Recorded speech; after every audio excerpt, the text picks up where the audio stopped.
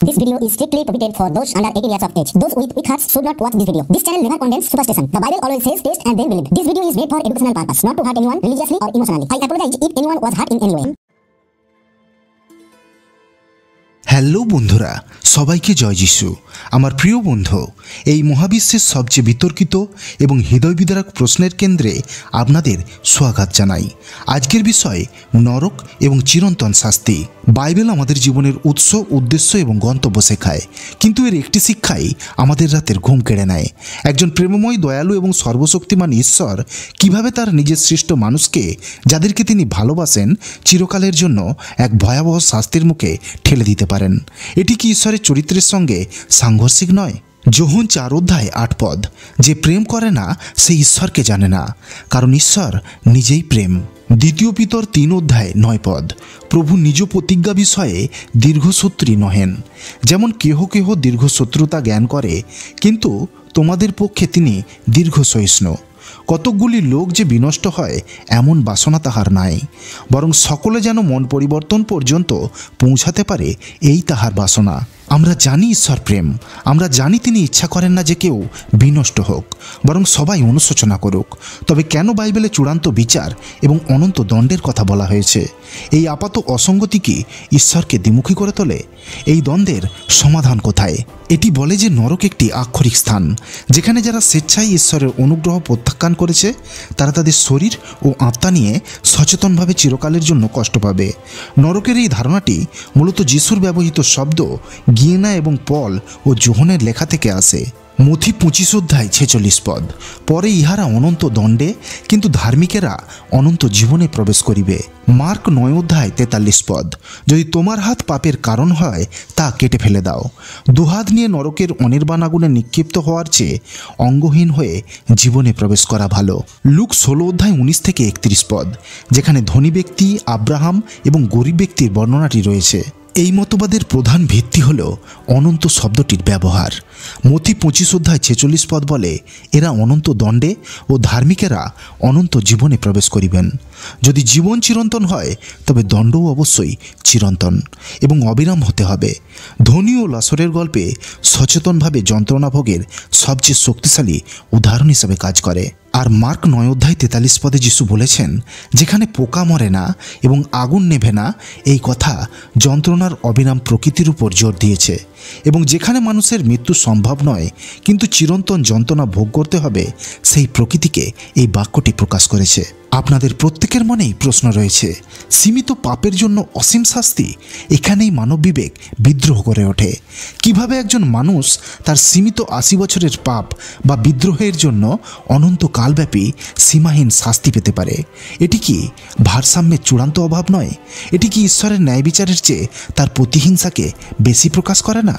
এই সমস্ত প্রশ্নের উত্তর নিয়ে আজকে আমি আপনাদের সামনে এসেছি। যদি আপনারও মনে এই প্রশ্নগুলি থেকে থাকে, তাহলে এই সমস্ত প্রশ্নের উত্তরের জন্য আপনাকে সম্পূর্ণ ভিডিওটি দেখতে হবে। আমি সৌরভ, আপনারা আছেন A to Z 007 learner SP চ্যানেলের সাথে। আজকের নতুন ভিডিওতে আপনাদের প্রত্যেককে স্বাগত।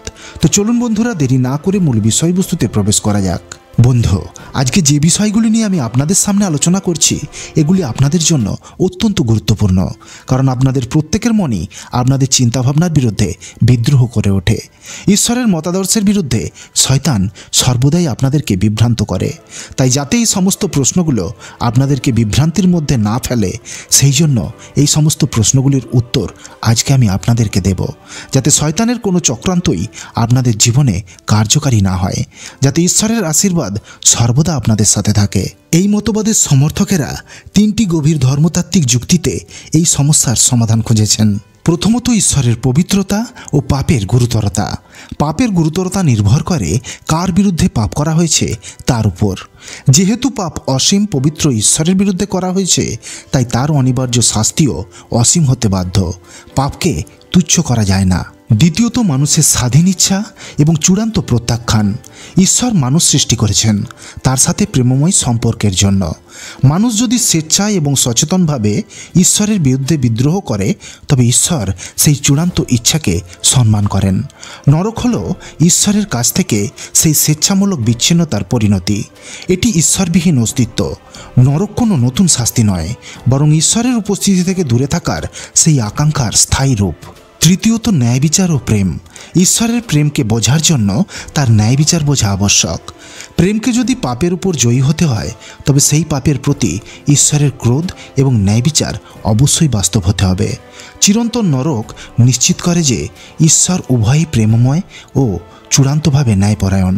যে সকল খ্রিস্টান ঈশ্বরের প্রেমের সাথে অনন্ত যন্ত্রণাকে মেলাতে পারেনি এবং ঈশ্বরের আজ্ঞা অনুসরণ করে জীবনযাপন করছেন তারা শর্তাধীন অমরত্বের মতবাদের দিকে ঝুঁকছেন, অর্থাৎ ঈশ্বরের সান্নিধ্যে অনন্ত জীবন পাওয়ার রাস্তায় অগ্রসর হচ্ছেন। এই ধারণাটি বলে অসৎ ব্যক্তিরা অনন্ত কাল ধরে কষ্ট পাবে না, বরং চূড়ান্ত বিচারে তাদের সম্পূর্ণভাবে ধ্বংস বা বিলুপ্ত করা হবে। এই মতবাদে বিশ্বাসীরা বলেন অমরত্ব কোনো জন্মগত অধিকার নয়, বরং ঈশ্বরের কাছ থেকে পাওয়া একটি শর্তাধীন উপহার, যা শুধুমাত্র ঈশ্বরের আজ্ঞাকারী ব্যক্তিরাই পায়। অর্থাৎ যারা ঈশ্বরের আজ্ঞা মেনে চলেন এটি তাদের জন্য উপহার। মথি 10:28 আর যাহারা শরীর বধ করে কিন্তু আত্মা বধ করিতে পারে না তাহাদিগকে ভয় করিও না, কিন্তু যিনি আত্মা ও শরীর উভয় নরকে বিনষ্ট করিতে পারেন বরং তাহাকেই ভয় করো। রোমিও 6:23 কেননা পাপের বেতন মৃত্যু, কিন্তু ঈশ্বরের অনুগ্রহ দান আমাদের প্রভু যীশুখ্রিস্টতে অনন্ত জীবন।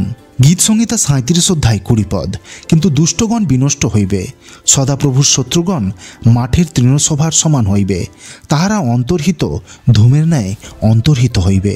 এই বাক্যগুলি অ্যানিহিলেস্টার বিনষ্ট বা ধ্বংস শব্দগুলির আক্ষরিক অর্থের উপর জোর দেয়। মথি 10:28 যিনি দেহ ও আত্মা উভয়কেই নরকে বিনষ্ট করিতে পারেন তাহাকেই ভয় করিও। বিনষ্ট শব্দের অর্থ এখানে অস্তিত্বহীন হওয়া, কেবল যন্ত্রণাই নয়। রোমিও 6:23 পাপের বেতন মৃত্যু, শাস্তি হল মৃত্যু, অর্থাৎ অস্তিত্বের সমাপ্তি, অনন্ত যন্ত্রণাময় জীবন নয়। গীতসংহিতা 37:20 দুষ্টরা বিনষ্ট হইবে, ধোঁয়ার মতো উড়িয়া যাইবে, এটি অস্তিত্বের সমাপ্তির কাব্যিক বর্ণনা। আপনি বলবেন তাহলে অনন্ত আগুন কেন? অনন্ত আগুনের ব্যাখ্যাটি হলো, এই মতবাদীরা বলেন বাইবেলে যখন অনন্ত আগুনের কথা বলা হয় তখন আগুনের স্থায়িত্বকে নয় বরং তার ফলাফলকে বোঝানো হয়। উদাহরণস্বরূপ সদম ও গমরার আগুন নেভার পরেও তার ধ্বংস ছিল চিরস্থায়ী ও অপরিবর্তনীয়। নরকের আগুন বিলুপ্তির প্রক্রিয়া সম্পন্ন করে এবং এই বিলুপ্তি হল অনন্ত শাস্তি। এই অনন্ত নরকের যন্ত্রণা এবং প্রেমের ঈশ্বরের সাথে সঙ্গতি কি? অ্যানিহিলেশনিজম ঈশ্বরের প্রেম ও ন্যায় বিচারের মধ্যে একটি শক্তিশালী ভারসাম্য আনে। ন্যায় বিচার পূরণ হয় বিলুপ্তির মাধ্যমে, পাপের অস্তিত্বের চিরতরে সমাপ্তি ঘটে, কিন্তু ঈশ্বরকে অনন্তকাল ধরে তার সৃষ্ট জীবকে কষ্ট দিতে হয় না। এই অনন্ত যন্ত্রণার চেয়ে অনেক বেশি দয়ালু এবং ন্যায়সঙ্গত বলে মনে করা হয় আধ্যাত্মিক দৃষ্টিভঙ্গিতে। তৃতীয় এবং সম্ভবত সবচেয়ে আশাব্যঞ্জক মতবাদটি হল ইউনিভার্সালিজম বা সর্বজনীন পুনর্মিলন। ইউনিভার্সালিজম শেখায় যে ঈশ্বর সর্বশক্তিমান প্রেম এতটাই গভীর এবং সৃষ্টির প্রায়শ্চিত্তের কাজ এতটাই শক্তিশালী যে শেষ পর্যন্ত সমস্ত মানুষ, হ্যাঁ প্রত্যেকেই ঈশ্বরের সঙ্গে পুনর্মিলিত হবে এবং পরিত্রাণ পাবে। প্রথম তিমোথেয় 2:3-4 আমাদের পরিত্রাতা ঈশ্বরের সামনে এটাই উত্তম ও সন্তোষজনক, তিনি চান সব মানুষ যেন পরিত্রাণ পায় এবং সত্যের তত্ত্বজ্ঞান উপলব্ধি করতে পারে। কলসীয় 1:20 এবং তাহার ক্রুশের রক্ত দ্বারা সন্ধি করিয়া তাহার দ্বারা যেন আপনার সহিত কি স্বর্গস্থীয় কি মর্তস্থিত সকলই সম্মিলিত করেন, তাহার দ্বারাই করেন। প্রথম করন্থীয় 15:22 কারণ আদমে যেমন সকলই মরে তেমনি আবার খ্রিস্টেই সকলই জীবনপ্রাপ্ত হইবে। এর অর্থ হল আদম সন্তানরা যেমন শরীরে মৃত্যুবরণ করে তেমনি খ্রিস্টের বলিদানের কারণে তারা জীবনপ্রাপ্ত হইবে এবং তা হবে অনন্ত জীবন। এই মতবাদীরা ঈশ্বরের সর্বজনীন ইচ্ছা এবং খ্রিস্টের সর্বজনীন বিজয়ের উপর বেশি জোর দেয়। প্রথম তিমোথেয় 2:3-4 ঈশ্বর চান যেন সমস্ত লোক পরিত্রাণ পায়, এটি ঈশ্বরের চূড়ান্ত অপরিবর্তনীয় ইচ্ছা। কলসীয় 1 অধ্যায় 20 পদ, এবং তিনি যেন খ্রিস্টের মাধ্যমে তার নিজের সাথে সমস্ত কিছুর পুনর্মিলন ঘটান, খ্রিস্টের কাজের সর্বজনীন বিজয়। 1 করন্থীয় 15 অধ্যায় 22 পদ, খ্রিস্টের মাধ্যমে সবাইকে জীবন দান করা হবে। এই শব্দটি সবাই এখানে আক্ষরিক অর্থেই ব্যবহৃত। ইউনিভার্সালিস্টরা নরককে অস্বীকার করেন না, কিন্তু সেটিকে অস্থায়ী এবং একটি শুদ্ধকারী অগ্নি হিসাবে দেখেন। নরক হলো একটি নিরাময়কারী এবং শিক্ষামূলক বিচার। এটি পাপের শাস্তি দেয়, কিন্তু তার প্রধান উদ্দেশ্য ব্যক্তিকে তাদের পাপ ও ভুল থেকে মুক্ত করে ঈশ্বরের কাছে ফিরিয়ে আনা। এটি অনন্ত শাস্তি নয়, বরং অস্থায়ী সংশোধন। এই মতবাদের প্রধান চ্যালেঞ্জ হল মথি 25 অধ্যায় 46 পদ, 2 থিসলনিকীয় 1 অধ্যায় 9 পদ বা প্রকাশিত বাক্যের অনন্ত যন্ত্রণা জাতীয় পদগুলিকে কিভাবে ব্যাখ্যা করা হবে। ইউনিভার্সালিস্টরা যুক্তি দেন যে এই পদগুলিতে ব্যবহৃত অনন্ত শব্দটি গ্রিক যুগের জন্য বা দীর্ঘ সময়ের জন্যও অর্থেও ব্যবহৃত হতে পারে, যা অনন্তকাল নয়। তবে এটি বাইবেলের শব্দগুলিকে দুর্বল করে দেয় বলে অনেক ঐতিহাসিক পণ্ডিতরা মনে করেন। ইউনিভার্সালিজমের মাধ্যমে যদি সবাই শেষ পর্যন্ত মুক্তি পায়, তবে ঈশ্বরের পথে চলার অনুশোচনা করার এবং সুসমাচার প্রচার করার তাগিদ কি থাকবে? যদি পাপের কোনো স্থায়ী পরিণতি না থাকে, তবে মানুষের স্বাধীন ইচ্ছার মূল্য কি? নরকের শাস্তির প্রকৃতি নিয়ে আরেকটি গুরুত্বপূর্ণ ধর্মতাত্ত্বিক যুক্তি হল, বাইবেলে বর্ণিত আগুন কি আক্ষরিক নাকি প্রতীকী?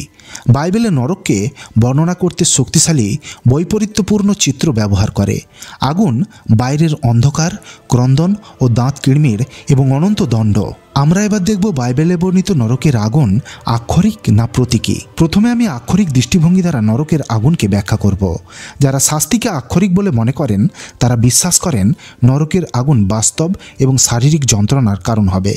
তাদের মতে যিশু যে ভাষায় গিয়েনায় কথা বলেছেন, তা রূপক হিসেবে নিলে এর ভয়াবহতা কমে যেতে পারে। ঈশ্বর সত্য, তার বর্ণনাও সত্য। এবারে নরকের আগুনকে প্রতীকী দৃষ্টিভঙ্গিতে ব্যাখ্যা করব। অনেক পণ্ডিত মনে করেন নরকের বর্ণনাটি প্রতীকী। আগুন হলো ঈশ্বরের পবিত্র ক্রোধ, ন্যায় বিচারকে বোঝানোর রূপক।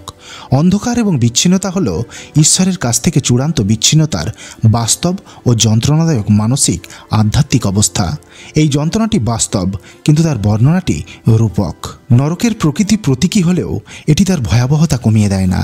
এটি ঈশ্বরের মুখমণ্ডল থেকে চিরতরে বিচ্ছিন্ন হওয়া। 2 থিসলনিকীয় 1 অধ্যায় 9 পদ, তাহারা প্রভুর মুখ হইতে ও তাহার শক্তির প্রতাপ হইতে অনন্তকাল স্থায়ী বিনাশরূপ দণ্ডভোগ করিবে। এটাই সবচেয়ে ভয়াবহ পরিণতি। এই একাকিত্ব চূড়ান্ত অনুশোচনা এবং ঈশ্বরের প্রেম থেকে বঞ্চিত থাকার যন্ত্রণা আক্ষরিক আগুন থেকেও বেশি অসহনীয় হতে পারে। পাপের পরিণতি কোনো ভৌত স্থান নয়, বরং সম্পর্কের চূড়ান্ত ধ্বংস। আর সেই সম্পর্ক হলো ঈশ্বরের সাথে সম্পর্ক, যা নরকের আগুনে নিক্ষেপ হওয়ার পর নষ্ট হয়ে যায়। আমরা দেখলাম নরকের ধারণা নিয়ে খ্রিস্টানদের মধ্যে 3টি প্রধান পদ রয়েছে: ঐতিহ্যবাহী সচেতন যন্ত্রণা, অ্যানিহিলেশনিজম অর্থাৎ বিলুপ্তি, এবং ইউনিভার্সালিজম অর্থাৎ সর্বজনীন পুনর্মিলন। প্রতিটি মতবাদী বাইবেলের প্রতি শ্রদ্ধাশীল, কিন্তু ঈশ্বরের প্রেম এবং ন্যায় বিচারের ভারসাম্যকে ভিন্নভাবে ব্যাখ্যা করে। একজন প্রেমময় ঈশ্বর কিভাবে চিরকালের জন্য শাস্তি দেন, এই বিতর্কের মূল নির্যাস হল ঐতিহ্যবাহী মতবাদ ঈশ্বরের পবিত্র ন্যায় বিচারের সর্বোচ্চ গুরুত্ব দেয়। অ্যানিহিলেশনিজম অর্থাৎ বিলুপ্তি ঈশ্বরের প্রেম এবং সঙ্গতিপূর্ণ ন্যায় বিচারের উপর জোর দেয়। ইউনিভার্সালিজম ঈশ্বরের অসীম প্রেম এবং চূড়ান্ত বিজয়ের উপর জোর দেয়। বন্ধু, নরকের সঠিক প্রকৃতি কী হবে তা হয়তো আমাদের সীমিত মানবীয় যুক্তি দিয়ে সম্পূর্ণরূপে বোঝা সম্ভব নয়। এটি বাইবেলের সেই গভীরতম রহস্যগুলির একটি, যা চূড়ান্ত বিচারে প্রকাশিত হবে। কিন্তু একটি মৌলিক সত্য যা এই 3টি মতবাদী প্রমাণ করে, তা হলো ঈশ্বরের বিচার বাস্তব এবং পাপের পরিণতি মারাত্মক। বন্ধু, ঈশ্বর আমাদের পাপকে ঘৃণা করেন, কিন্তু তিনি পাপীদের ভালোবাসেন। তিনি তার পুত্র যীশুখ্রিস্টের মাধ্যমে আমাদের জন্য একটি পরিত্রাণের পথ তৈরি করেছেন। যোহন 3 অধ্যায় 16 পদ। নরক কি তা নিয়ে আমাদের ধর্মতাত্ত্বিক মতভেদ থাকতেই পারে, কিন্তু নরক থেকে রক্ষা পাওয়ার উপায় কি তা নিয়ে বাইবেল আমাদের এক স্পষ্ট ঐক্যবদ্ধ উত্তর দেয়। ঈশ্বর তার বিচার ঘোষণা করেছেন, কিন্তু একই সাথে তিনি তার প্রেমও প্রকাশ করেছেন। আমাদের কাজ হলো তার প্রেম গ্রহণ করা, বিশ্বাস করা এবং তার পথে চলা। কারণ নরকের সঠিক প্রকৃতি যাই হোক না কেন, যিশুতেই রয়েছে অনন্ত জীবন এবং ঈশ্বরের সঙ্গে পুনর্মিলন। আপনার কি মনে হয়, ঐতিহ্যবাহী নরক, অ্যানিহিলেশন নাকি ইউনিভার্সালিজম? কোন ধারণাটি বাইবেলের সাথে সবচেয়ে বেশি সঙ্গতিপূর্ণ? কমেন্টে আপনার চিন্তাভাবনা আমাকে জানাবেন। ঈশ্বর আপনাদের মঙ্গল করুক। বন্ধু, be positive and think positive. নিজে ভালো থাকুন এবং অপরকে ভালো থাকতে সাহায্য করুন। দেখা হবে পরের ভিডিওতে।